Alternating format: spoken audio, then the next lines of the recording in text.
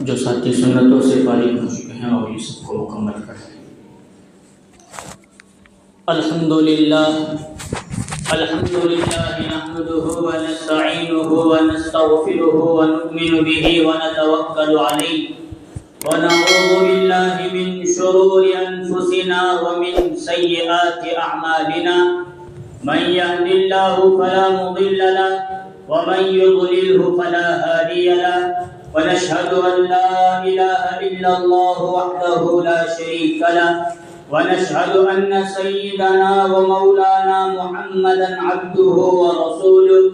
صلى الله عليه وعلى آله وأصحابه وبارك وسلم تسليما كثيرا كثيرا أما بعد فأعوذ بالله من الشيطان الرجيم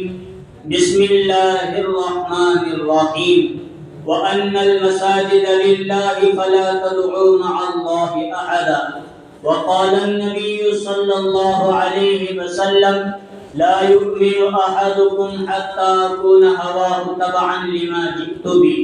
أو كما قال عليه الصلاة والسلام صدق الله العظيم وصدق رسوله النبي الكريم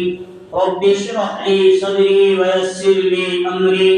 واحلل عقدة من لساني يفقهوا قولي۔ ایک مرتبہ نبی اکرم صلی اللہ علیہ وسلم پر درود شریف پڑھ لیجیے۔ اللہم صلی علی محمد وعلی آل محمد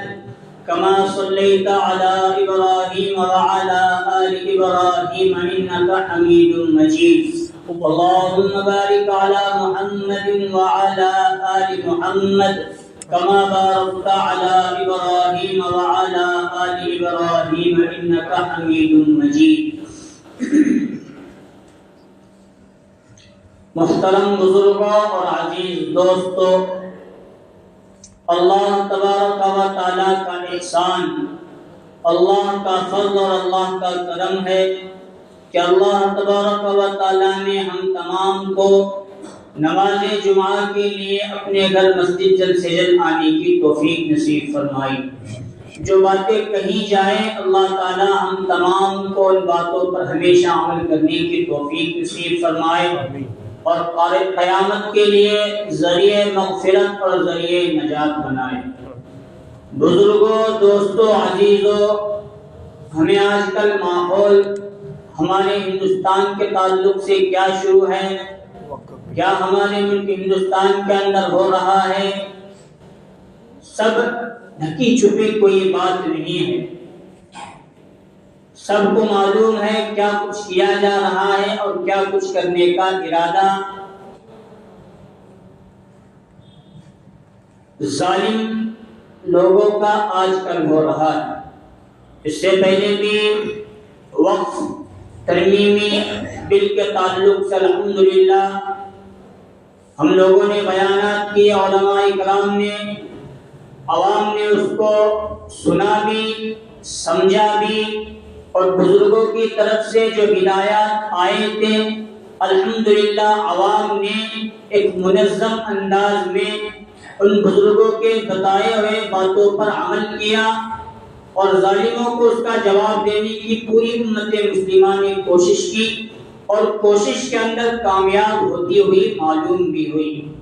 لیکن پھر بھی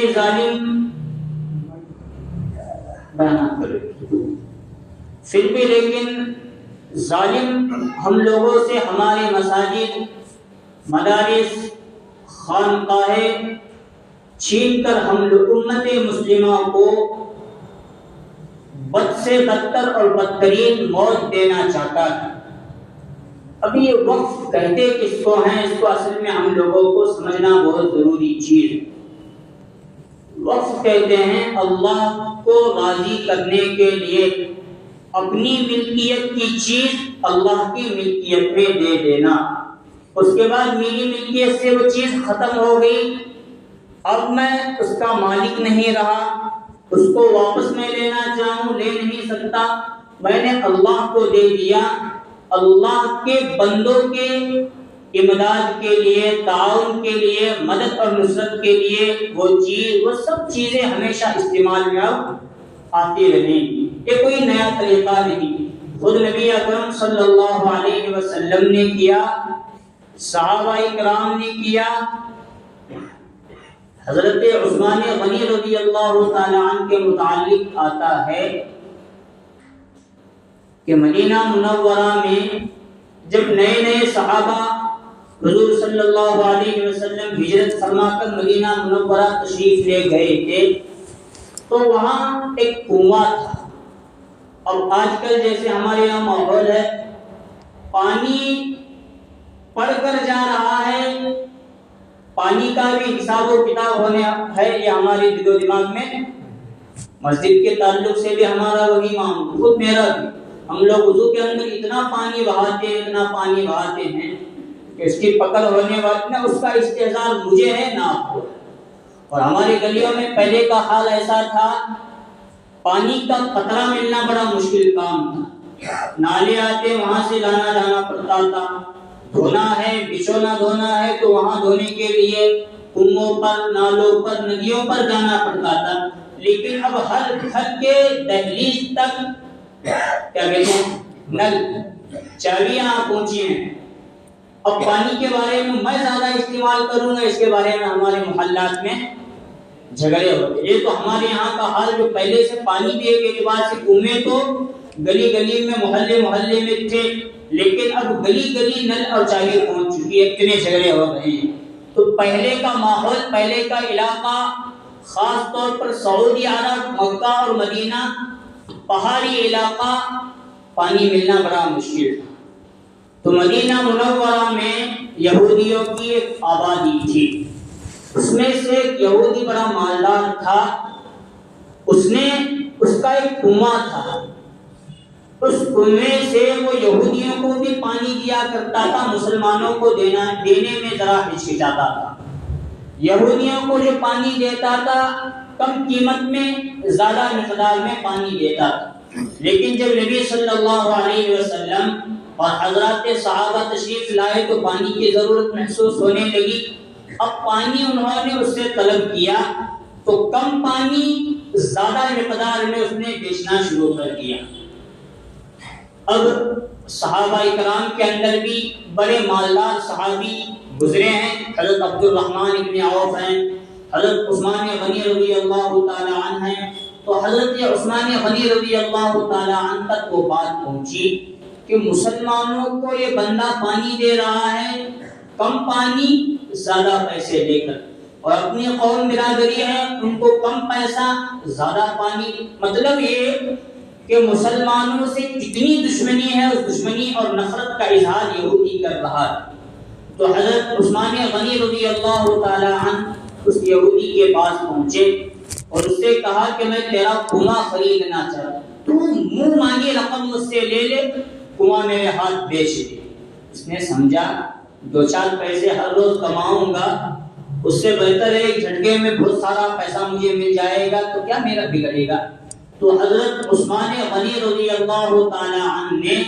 منہ مانگی رقم اسے دی اور کنواں خرید کر اللہ کے راستے میں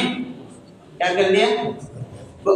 وقف کر دیا۔ اس پر حضرت عثمان کی ملکیت نہیں، اللہ کو راضی کرنے کے لیے حضرت عثمان نے وہ کنواں خریدا اور مسلمانوں کے لیے، اللہ کو راضی کرنے کے لیے اللہ کے لیے حوالے کر دیا۔ اب کس کو کتنا پانی کنویں سے لینا پینا استعمال کرنا ہے وہ لیتا رہے اور کرتا رہے۔ چند دن گزرے تھے، کنویں سے لوگ آ رہے ہیں، یہودی بھی پانی پی رہے ہیں، اور اسی طرح مسلمان ہیں، منافقین، جتنے وہاں کے لوگ تھے تمام کے تمام لوگ پانی لے کر جا رہے ہیں۔ اس یہودی کو رہا نہیں گیا تو اس نے آ کر کتابوں کے اندر ایک واقعہ لکھا ہے، تو آ کر حضرت عثمان سے اس نے کہا کہ میں نے آپ کے ہاتھ کنواں بیچا ہے، پانی نہیں بیچا۔ میں نے بولا مطلب کچھ لوگوں نے کان، ہر زمانے میں ہوتے کان بھرنے والے لوگ رہے، تو بیچا تیرا نہیں، سب جنا لے کو چلے جرا کیوں ہونے رہے گا۔ اب وہ یہودی واپس آ کر حضرت عثمان سے کیا کہنے لگا میں نے آپ کو کنواں بیچا ہے، اس کا پانی نہیں بیچا۔ آپ اپنا پانی لے کر جاؤ، آپ اپنا کنواں لے لو، کنواں آپ اپنا لے کر چلے جاؤ، پانی اسی جگہ رہنے دو۔ حضرت عثمان الحمدللہ بڑے سمجھدار تھے، یوں ہی مالدار اور یوں ہی صحابی نہیں بنے۔ تو حضرت عثمان نے کہا میرا کنواں اسی جگہ پر موجود ہے پہلے سے، جو تمہارا تھا کنواں تو اسی جگہ رہے گا، میں نے زمین کے ساتھ کنواں خریدا ہے، پانی نہیں خریدا، تم اپنا پانی کنویں سے نکال کر چلے جاؤ، میرا کنواں اسی جگہ۔ مطلب جیسا اس نے سوال کیا تھا اسی طرح حضرت عثمان نے جواب دے کر اس کا قصہ ہی مکمل کر دیا۔ مطلب کہنے کا یہ ہے کہ وقت کوئی مسئلہ نیا نہیں، صحابہ نے کیا، نبی اکرم صلی اللہ علیہ وسلم نے کیا۔ مسجد نبوی صلی اللہ علیہ وسلم کی آج جو پہلے جو جگہ تھی اور اب تو جو مسجد نبوی ہے، سامنے جگہ خالی ہے، دیکھو پیچھے کے ساتھ یہاں پر بڑھو، بیچ میں جگہ خالی شروع میں آگے بڑھتے رہے۔ اب جو مسجد نبوی صلی اللہ علیہ وسلم ہے، بہت بڑی مسجد آج الحمدللہ موجود ہے۔ علماء سے ہم نے سنا یا پڑھا، جتنی مسجد نبوی آج کے زمانے میں ہے اتنا پورا کا پورا مدینہ منورہ اس زمانے میں موجود تھا، اور مسجد نبوی چھوٹی تھی۔ کسی جگہ میں نے کسی مسجد کے اندر، میں نے بچپن میں ایک جگہ 10-12 سال 15 سال مدرسے کے زمانے میں کسی جگہ گئے تھے تو دیکھنے میں ملا مسجد نبوی کا فوٹو کسی مسجد کے اندر لگا ہوا تھا، ہمارے کسی اطراف کے علاقے میں، گرودوار وغیرہ کے علاقے، تو وہاں دیکھنے میں ملا کھجور کے چھپر ہے، چھت وہ کھجور کے کیا کہتے ہیں اسے، چھال وغیرہ لگائے ہیں، اور بیچ میں 2-3 ستون ہیں، اور سامنے فقط 3 ہی صف موجود ہیں۔ مطلب اتنی چھوٹی مسجد، ہو سکتا ہے تصویر کے اندر کچھ آگے پیچھے ہو گیا ہوگا بنانے والے، لیکن مسجد چھوٹی تھی اس زمانے میں۔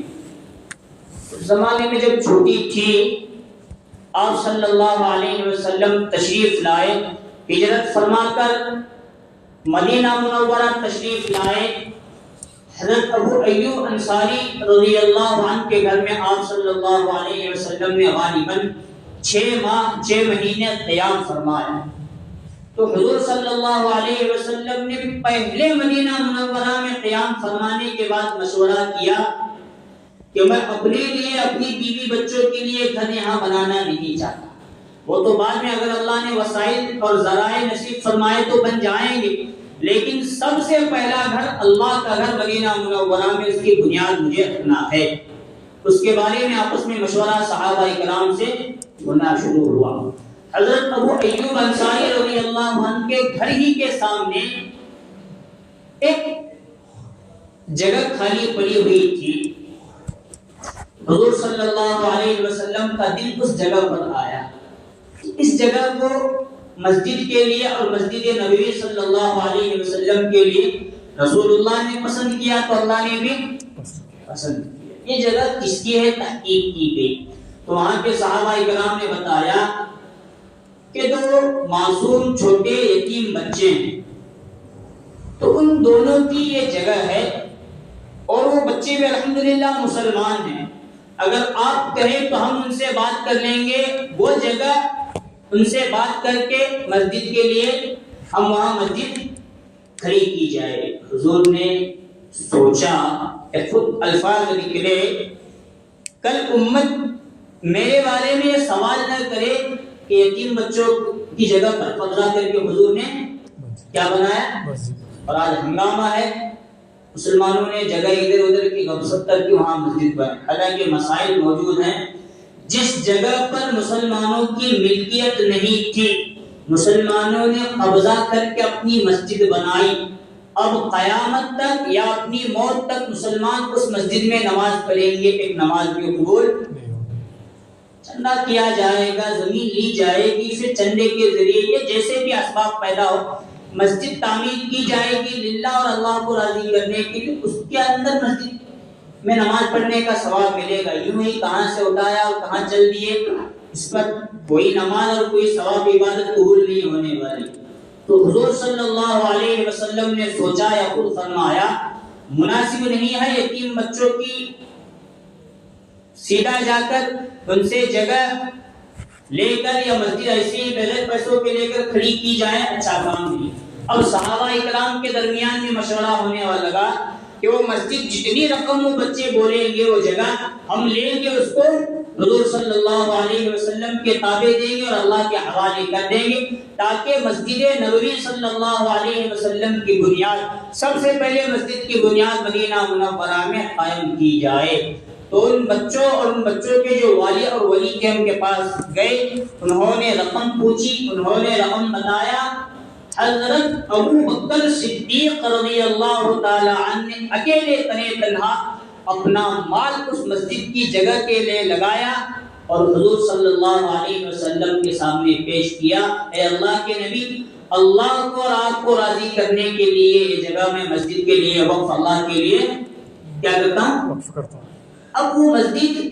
سب کی ہوئی، اللہ کی ہوئی تو سب کی ہوئی، کسی ایک کی ملکیت، حضرت ابو بکر کی ملکیت اس سے ختم ہو گئی، ان کے اولاد کی ملکیت ختم ہو گئی، سب کے لیے وہاں نمازیں پڑھی۔ یہ مثالیں میں اس لیے دے رہا ہوں، یہ کوئی نیا طریقہ نہیں، وقف کرنا اصل میں اللہ کو راضی کرنے کے لیے ہوتا ہے۔ ایک واقعہ فضائل اعمال بھی موجود ہے۔ بیروحہ نامی ایک باغ تھا مدینہ منورہ میں، اس میں کھجوریں اور بڑی مقدار میں کھجور تھے، اور وہاں کا پانی بھی بڑا میٹھا اور لذیذ تھا، اور وہاں کی آب و ہوا بھی حضور صلی اللہ علیہ وسلم کو بڑی پسند تھی۔ حضور صلی اللہ علیہ وسلم عصر کی نماز پڑھنے اور پڑھانے کے بعد تھوڑی سیر و تفریح کرنے کے لیے چند قدم چلتے، پھر اس باغ کے اندر داخل ہوتے، وہاں کا پانی پیتے، وہاں تھوڑی دیر بیٹھتے، سیر و تفریح ہو جائے،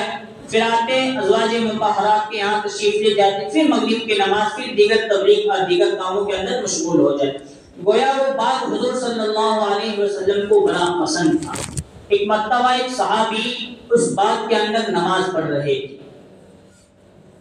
ایک چڑیا باغ کے اندر داخل ہوئی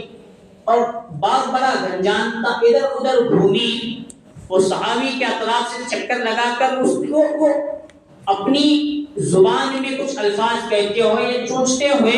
وہ باغ سے باہر جانے کا راستہ تلاش کر رہی، لیکن وہ جھلنا پھرنا پھر آواز کرنا، وہ صحابی کی توجہ اس چڑیا اور باغ کی طرف گئی، تو نماز میں ان کو خیال نہیں رہا کتنی رکعت ہوئی، کتنی رکعت ابھی باقی ہے۔ اسی حالت میں انہوں نے نماز پورا کی اور دل میں سوچا یہ دنیا کا مال آج نہیں تو کل ختم ہونے والی چیز ہے، لیکن نماز اور نماز کا ثواب کبھی ختم ہونے والا نہیں۔ اس باغ کی محبت نے میرے دل میں، جو باغ کی محبت اور چڑیا کی محبت آئی، نماز سے مجھے غفلت برتی۔ نماز سے فارغ ہوئے تو رسول اللہ صلی اللہ علیہ وسلم کے دربار میں تشریف لے گئے اور فرمایا، اے اللہ کے رسول، مقام بیروحہ نامی باغ میں اللہ کی رضا کے لیے وقف کرنا چاہتا ہوں، آپ جہاں چاہے اس کو خرچ۔ ایک بات سمجھنے کی ہے، کنویں کی ضرورت، پانی کی ضرورت ہر ایک کے لیے، وہ تو وقف کیا گیا، ایک بات سمجھ میں آئی، اس کا پانی تو ہر ایک پیتے رہیں گے۔ مسجد نبوی کی جگہ نماز پڑھنے کے لیے، وہ بھی ایک بات سمجھ میں آئی، لیکن یہ جو باغ ہے، یہاں باغ کھجورے، جیسے ہمارے یہاں ایک ناریل کا درخت کتنے سالوں میں ہوتا ہے؟ 3-4 سال جتنی بھی ہوتا ہے۔ میں ایک بار جاگو لے کے آیا تھا، وہ کلمی درخت کر کو مجھے کیا بولے تھے، انہیں 3 سال میں ہوتا ہے کر کو، لاکھوں 6 سال بعد انہیں ہے سماج ہے۔ ہنسی مذاق میں بات ہوتا ہے، 3 سال بولتے، کبھی کبھار 6 سال 7 سال 8 سال 10 سال بھی گزر جاتے۔ تو کھجور کا درخت کا بھی مسئلہ ویسا ہے، ناریل کے مشابہ ہوتے ہیں، تو ان کے لیے بھی بڑی مدت گزر جاتی ہے، کاٹیں گے تو موسم کے اندر جو پھل آئیں گے پھلوں کا نقصان ہوگا۔ اور کھجور کے باغ پہلے بہت کھجوریں لگایا جاتے تھے اپنے باغوں کے اندر، اور وہی ملکیت صحابہ کرام کی، وہی مالیت، وہی کھجور، وہی سب چیز صحابہ کرام کی۔ حضور نے اسے کاٹا نہیں، بلکہ فرمایا اب انہی کھجوروں کے ذریعے غربا، یتیم، بیوہ، مساکین، اپنے خاندانوں کی بھی اس سے کفالت کرو، اور امت کے جن افراد کے لیے یہاں سے ملکیت کی ضرورت، مالیت کی ضرورت پڑی، وہ مال بھی اللہ کے لیے تم دیتے رہو۔ اب اس بات کو حضور نے اسی حالت میں رکھا، لیکن وہاں سے مال نکال کر امت کا فائدہ کرنا شروع کیا۔ مسجد کے لیے جگہ دی تو یہ مسجد کے کام آئے گی، مدرسے کے لیے جگہ دے تو مسجد کی جگہ مدرسے کے لیے، مدرسے کی جگہ مسجد کے لیے نہیں۔ واقف یعنی وقف کرنے والا جس نیت سے وہ چیز وقف کرتا ہے،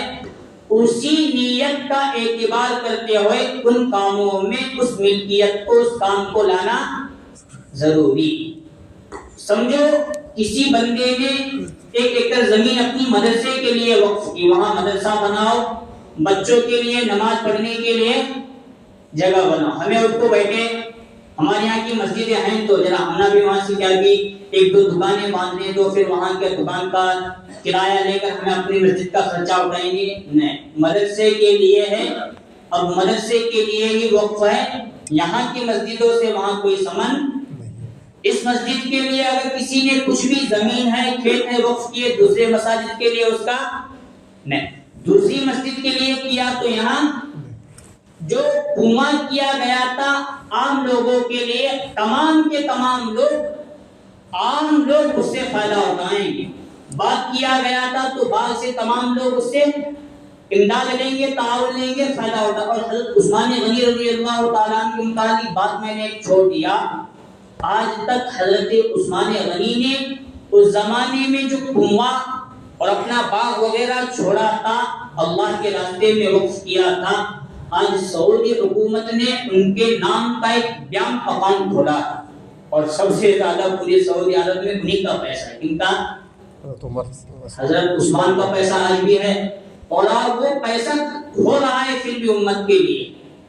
ابھی بھی ان کا پیسہ کہاں خرچ ہو رہا ہے؟ وقف، بلکہ وقف بینک نام سے انہوں نے کوئی ایک تنظیم بنائی ہے، دیکھو ابھی تک وہ کام امت کے فائدے کے لیے ہو رہا ہے۔ ایک بات بہت بڑھتی چلی جا رہی ہے کہ عنوان جلدی ختم ہونے والا بھی نہیں۔ اب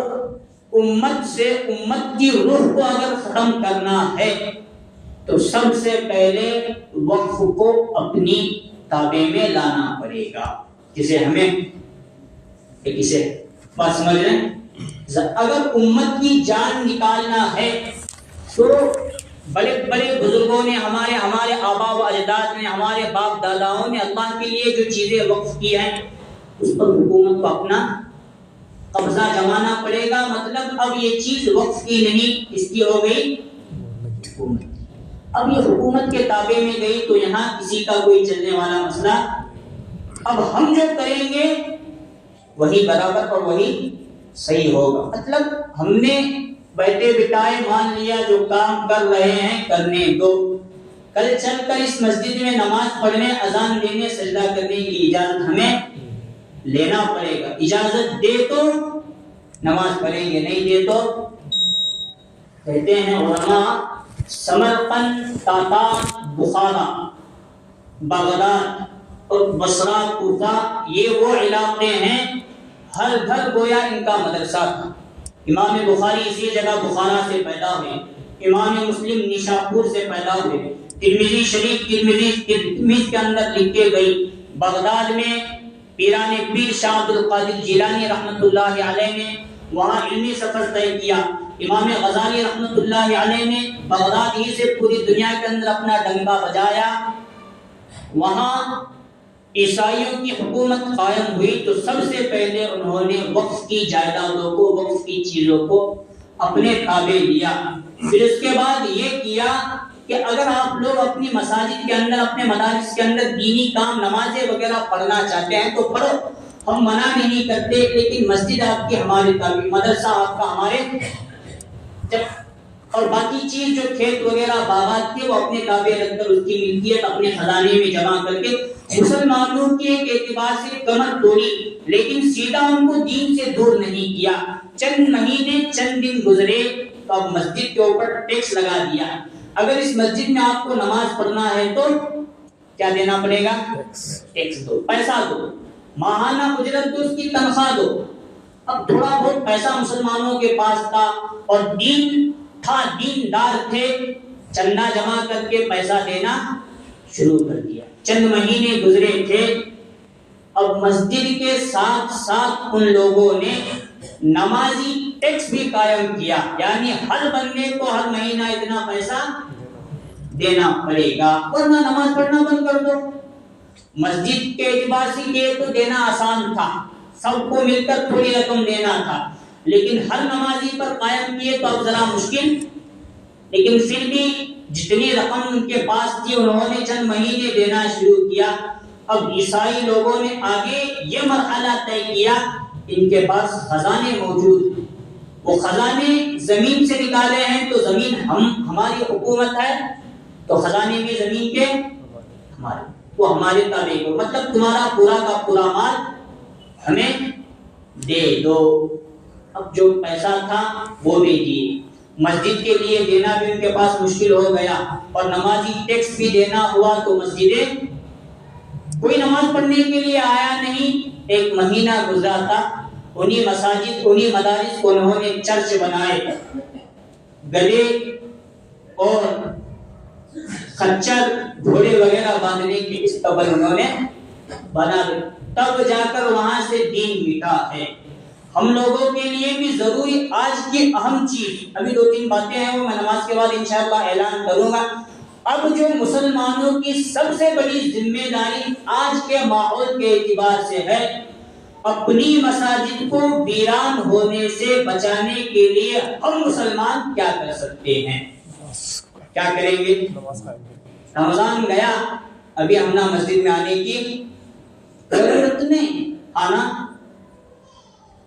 مدارس شروع ہے وہاں چندہ دینے کی ہمیں کیا ضرورت، رمضان میں بہت چندہ کریں، پلتے ہم نے وہاں کے بچے، ہم نے کیا مساجد مدارس کی طرف دیکھنی۔ یہ جو فکر، یہ جو ہمارے دل و دماغ کے اندر غلاظت پیدا ہوئی ہے، یہ سب سے پہلا قدم، دوسروں کو اس میں محنت کرنے کی ضرورت نہیں، شیطان اور نفس نے ہمیں اتنی محنت ہم پر کی، ہم مسجدوں کو ویران کر رہے ہیں اور ظالموں کے تابع دے رہے ہیں کہ مسجدیں ہماری ویران ہیں، آ جاؤ کب اس پر قبضہ جمانا چاہتے ہو جما لو، ہم اس کے بارے میں کچھ بھی کرنے کے لیے تیار نہیں، تم اپنا ظلم اور جبر یہاں لگا سکتے ہو اور ہمیں دین سے ہٹا کر بددین بنا سکتے ہو۔ جیسے ہماری مساجد رمضان المبارک میں فل تھی، گرچہ ہم سنت اور نوافل کی پابندی اللہ نہ کرے نہیں کرتے، نہ کرو، لیکن فرائض کی پابندی کے لیے مساجد میں آنا جانا بار بار رکھو۔ جب بار بار ہم مساجد آتے جاتے رہیں گے، دوسروں کی للچائی نگاہیں ہماری مساجد کی طرف ذرہ برابر بھی، کیونکہ مساجد کو دیکھنے والے، یہاں آباد کرنے والے بہت لوگ ہیں، جب ان کی نگاہ میں یہ باتیں جائیں گی، یہ جملے ان کو نظر آئیں گے تو کسی دنیا کی کسی مسجد کی طرف ظالم ہاتھ تو کیا نگاہ بھر کر بھی دیکھنے کے لیے تیار نہیں ہوگا۔ لیکن سب سے بڑی غلطی اور کوتاہی امت مسلمہ کی یہ ہو رہی ہے، رمضان میں تو ہماری مساجد کھل رہتی ہیں، لیکن کیا رمضان گیا تب سے لے کر اب تک ایسا لگتا ہے تنہائی میں بیٹھنے کے بعد پھر سے مساجد چیخ رہی ہے، چلا رہی ہے، رو رہی ہے کہ مجھے آباد کرنے والے کہاں چلے گئے؟ کیا مجھے آباد کرنے والے آسمانوں سے یا قبروں سے اٹھ کر رمضان ہی میں آتے ہیں، باقی دنوں میں کہاں چلے جاتے ہیں؟ کیا جمعہ ہی کی مسجد فل ہوتی ہیں، جمعہ کے علاوہ کوئی اور نماز فرض نہیں؟ گویا ہر مسجد دنیا کی یہ ہمیں چیخ رہی ہے، چلا رہی ہے کہ مجھے آباد کرو۔ جب مساجد آباد رہیں گے تو ہماری وقف کی چیزیں، گویا مسجد اور مسجد کی جگہ یہ وقف ہے، اس پر کوئی قبضہ جما نہیں سکتا، لیکن امت کچھ کرنے کے لیے تیار نہیں ہے۔ اس لیے اللہ سے ہم دعا کرتے ہیں اللہ تعالی ہماری غلطی کوتاہیوں کو معاف فرمائے، ہماری مساجد مدارس خانقاہوں کو ہم تمام کو آباد کرنے کی توفیق نصیب فرمائے، اور اللہ تعالی تمام مساجد مدارس خانقاہوں کی اور تمام وقف کی املاک کی اللہ تعالی حفاظت فرمائے، آمین۔ وآخر دعوانا الحمدللہ رب العالمین۔